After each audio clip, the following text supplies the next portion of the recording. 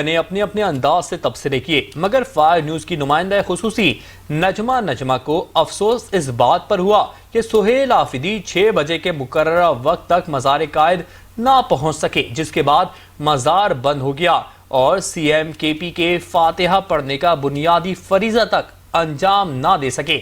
تفصیلات جانیں گے اس رپورٹ میں۔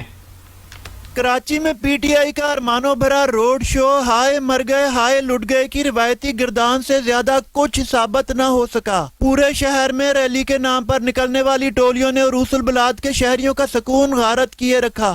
جگہ جگہ ٹریفک جام نے اتوار کی چھٹی کا مزہ بھی کرکرا کر دیا۔ وزیر اعلیٰ کے پی کے سہیل آفریدی ہفتے بھر تک کراچی اور حیدرآباد میں ایک درخت سے دوسرے درخت پر چھلانگے مارتے رہے، مگر جس کام سے آئے تھے وہی نہیں کیا، یعنی مزار قائد پر حاضری دینا تھی وہی نہ دے سکے۔ سچے پیار کی بھوکی پی ٹی آئی کو سندھ حکومت نے سیاسی پپیاں اور جھپیاں دی، انہیں عزت سے جلسے کا این او سی جاری کیا اور سیکیورٹی دینے کا بھی وعدہ کیا، مگر پی ٹی آئی نے پیار کا بدلہ اپنے روایتی تانوں تشنوں سے دے کر پیپلز پارٹی کو بھی اپنا دشمن بنا لیا۔ پورا دن پی ٹی آئی کے کارکن پولیس پر پتھراؤ کرتے رہے اور جواب میں لاٹھیاں کھاتے رہے۔ نقص امن کے جرم میں جو شرپسند پولیس کے ہتھے چڑھا اسے گرفتار کر کے لاک اپ کا مہمان بنایا جاتا رہا۔ روایتی میڈیا دشمنی کا مظاہرہ کرتے ہوئے پی ٹی آئی کے کارکنوں نے 5 نیوز کے کیمرہ مین عمران یامین کو بھی نہ چھوڑا اور ان کے والٹ سمیت قیمتی سامان پر بھی خوب ہاتھ صاف کیے۔ تجزیہ کاروں کا خیال ہے کہ پی ٹی آئی نے کراچی میں سڑک پر جلسے کا شوشہ چھوڑ کر اپنی عددی ناکامیاں اور